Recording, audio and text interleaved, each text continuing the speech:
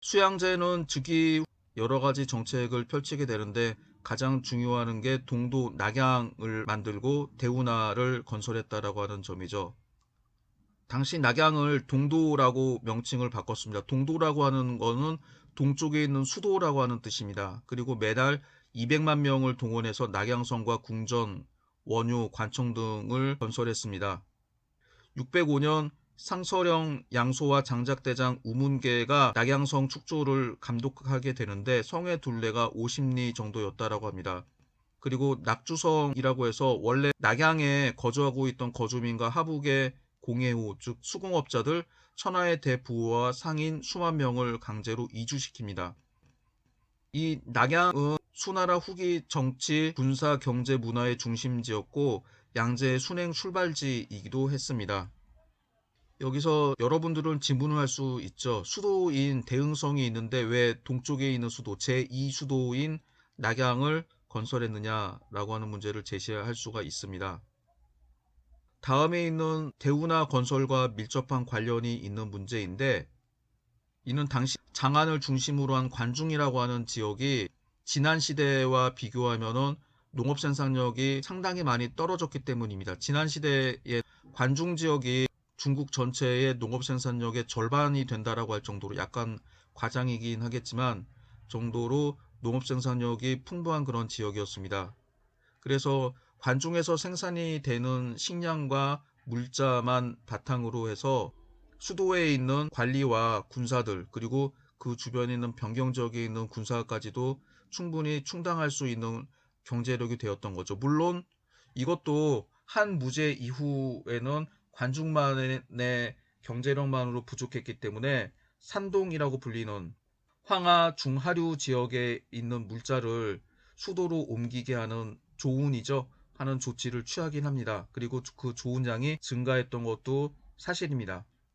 그런데 관중을 지배했던 북주가 북제를 정복하게 되는데 사람들은 북주의 경제력이 있었기 때문에 가능하다라고 합니다만 실제로는 그렇지 않았습니다.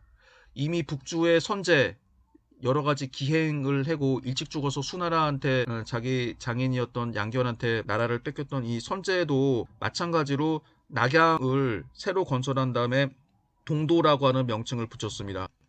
선제가 낙양을 건설했던 이유가 무엇일까요? 둘 다 관중 지역의 농업 생산력이 부족하고 물자가 부족했기 때문에 동쪽 지역 즉 산동, 관동이라고 불렸던 황하 중하류 지역에 있는 물자를 수도로 옮길 필요가 있었기 때문입니다. 그리고 수도로 옮길 때 먼저 다이렉트로 곧장 수도 물자를 옮긴 게 아니라 중간에 한번 물자를 집적했다가 모아놨다가 다시 수도로 옮기는 장소가 필요했는데 그래서 동쪽 지역에 있는 물자를 모아두는 장소로 이용이 됐던 지역이 낙양입니다. 그래서 중국의 역사를 보게 되면은 관중의 수도를 정했던 함양과 장안을 같은 지명이라고 보죠. 함양과 장안 같은 지역의 수도를 정했던 왕조는 수도가 서쪽에 치우쳐 있다라고 하는 점 이외에도 그런 이유 때문에 제2의 수도가 필요했습니다. 그리고 제2의 수도가 됐던 지역은 낙양입니다. 이미 서주시대 때에도 낙양에 성주라고 하는 도시를 만들었고 이 지역에 대규모 군대 성주 육사라고 하는 군대를 두어서 동방에 있는 제후들이 반란을 일으키면 여기 있는 군대로 제압하는 조치를 취하게 됩니다. 전환시대 때에는 낙양을 제2수도로 삼지는 않았지만 이 낙양에는 수도 장안에 있는 규모와 비슷한 무기창고를 두었고 낙양 근처에 있는 평양의 오창이라고 하는 지역에는 대규모 창고가 있었습니다.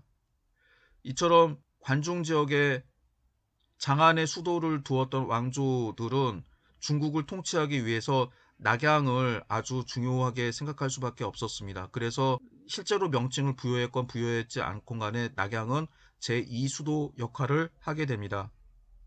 그런데 북조 선제 시대뿐만 아니라 수양제 그리고 당나라 때에도 낙양은 동도의 역할을 하게 되는데 이것은 다시 말하게 되면은 당시 관중 지역의 농업 생산력이 부족해서 전적으로 전국 각지 황하 중하류 지역을 비롯한 전국 각지에 있는 물자를 수도로 운반하면서 그 물자를 바탕으로 해서 국가 체제를 유지할 수밖에 없는 관중 지역의 경제적 취약성을 드러난 현상이라고 볼 수가 있습니다. 그래서 이런 현상들이 대운하 건설로 이어지게 됩니다. 605년에서 610년 사이에 있던 것들인데 한때부터 존재했던 수로들을 수문제와 수양제가 계보수에서 하나로 연결하게 됩니다. 수문제 시대 때 광통거 그리고 수양제 시대 나머지 것들을 이어받게 하는 거죠. 이와 관련된 사료를 읽어보도록 하겠습니다. 제가 여기서 원사료를 제시를 했지만 원사료는 시간 관계상 읽어보지 않고 번역된 사료만 읽어보도록 하겠습니다. 수문제 개왕 3년 즉 583년 경사 수도인 대흥성을 지칭하는 용어입니다. 의 창고가 비어있고 홍수와 가뭄에 대비하기 위해 포, 섬, 객, 웅, 이, 낙, 정, 회, 소, 위, 변, 허, 여 등 황하 물가에 있었던 13주의 물을 대어 수로를 만들었다. 관동과 분진의 곡물을 수도로 조운하였다.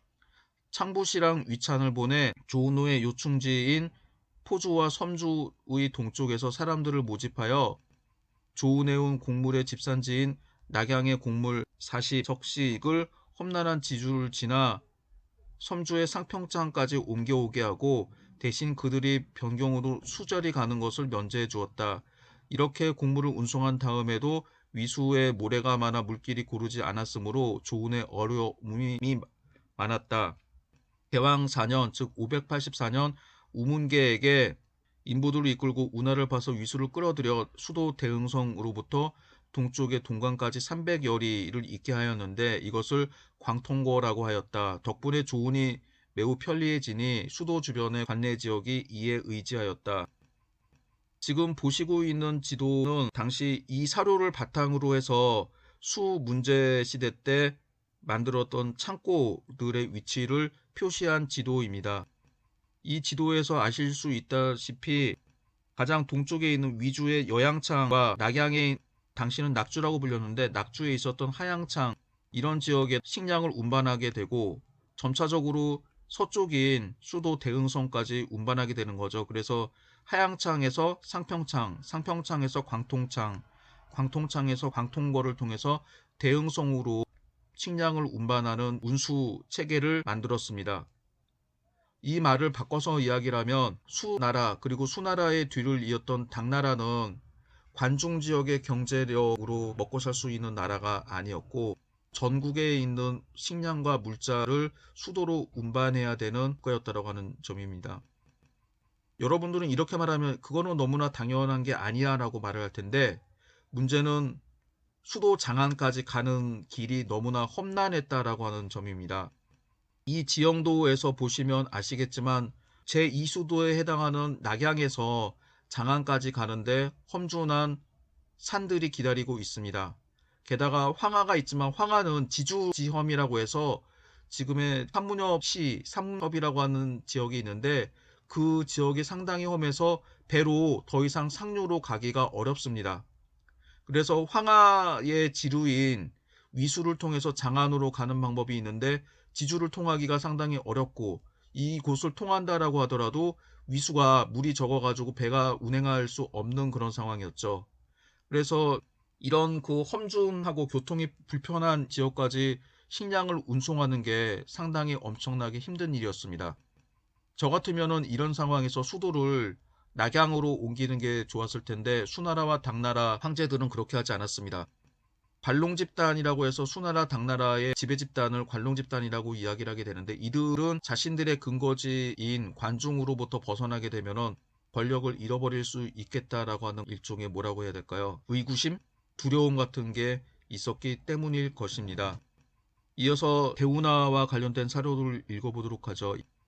양제 개업 원년 605년에 황하 남쪽의 여러 군에서 남녀 100여만 명을 징발해서 통제거를 만들었다.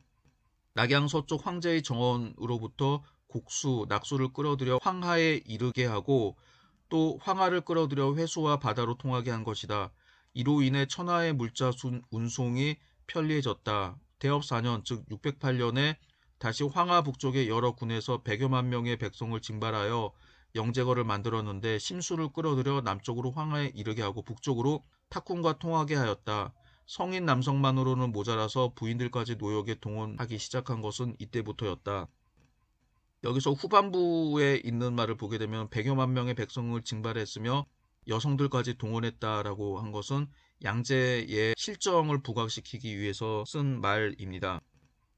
여기에 나오는 사료처럼 황하와 위수, 대우나 연변의 당시 전체 수로 길이는 4,000리 이상이었고 낙양을 중심으로 동북, 낙양, 동남으로 이어지는 대운하를 만들게 되고 황하, 회수, 장강, 전남강 5대 하천을 잇는 대규모 공사였습니다. 이 기록의 후반부에서 보시는 것처럼 당시 백성들한테는 이게 엄청난 동이었지만 이후 역사를 보게 되면 대운하 건설은 남북의 경제적인 통일, 군수품 조달에 편리했다라고 하는 점, 전국의 유통망을 연결했다라고 하는 점에서 중국 역사에서 아주 중요한 문제입니다. 수양제가 이거를 자기의 개인적인 유흥 때문에 사용했다라고 하는 게 문제가 되는 거죠. 수양제는 진나라를 정복하기 바로 전에 양주라고 하는 지역에 있었습니다. 이 지도에서는 강도라고 표시가 되어 있는데 이 양주 총관으로 임명이 되어 있는데 이 지역의 풍광이 너무나 좋아서 황제가 된 다음에도 여러 차례 강도로 행차하였고 나중에 각지에서 반란이 터진 다음엔 아예 강도에 처박혀서 주색잡기를 하면서 세월을 보내다가 암살됩니다.